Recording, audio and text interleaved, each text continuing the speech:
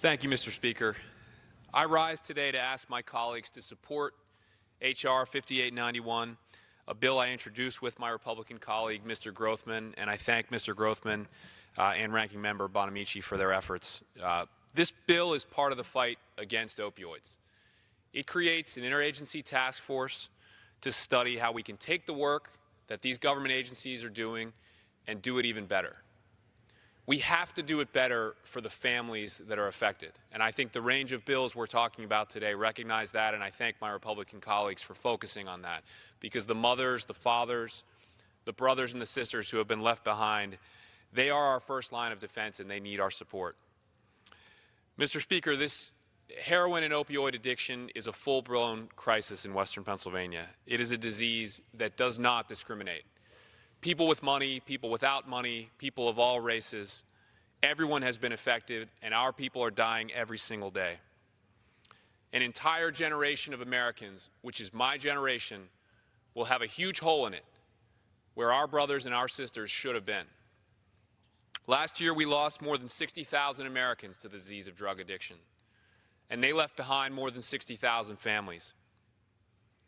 For too long, those families have carried too heavy of a burden with too little support for our government. I can tell you about the first one of these families I met. When I was a prosecutor investigating the death of their son, I met a family whose son reminded me of so many young men that I served in the Marines with. He was in his 20s. He was a hard worker. He was prescribed prescriptions for an injury that he got on the job. He worked in the natural gas fields. He became addicted to opioids, and he survived 3 different drug overdoses. His family kept him alive. They rescued him from the side of the road when he had been in a car with other drug addicts who threw him out when he started to overdose. They fought for years to get him into treatment and finally got him into a 30-day treatment program where he went and succeeded. On the 31st day, that young man was released too soon, and his mother was in a near-fatal car accident the same day. He spent the day staring at her in the ICU, and no surprise, returned to heroin that same night and passed away the next morning. That man should still be with us today. He was discovered by his grandfather and by his brother, and that family will think about him and be asking forever what more they could have done. I've met them.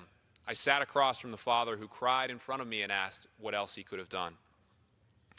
The fact is that they're doing what they can, and if we as a government are going to ask them to do everything we can, we have to ask the same of ourselves. We have to have their back.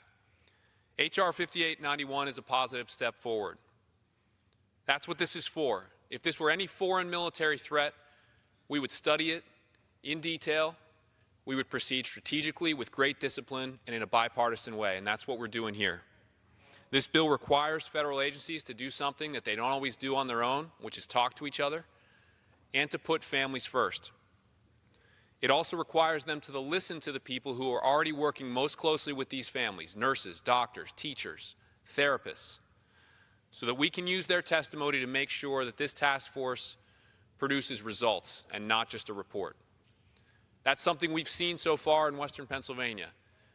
Our former U.S. Attorney, David Hickton, led a local working group and task force in the Western District of Pennsylvania, which then became the model for the National Heroin Task Force.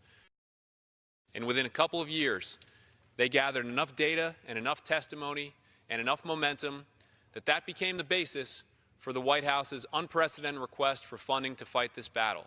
And eventually, this chamber got together with the Senate and in a bipartisan way passed the 21st Century Cures Act. We need to harness that same spirit now, and as Ranking Member Bonamici said, we need to spend more than we've spent so far. This is an existential threat. We need to treat it that way. I want to thank again my colleague, Congressman Grothman, urge all of my colleagues to support H.R. 5891, and Mr. Speaker, I yield the balance of my time.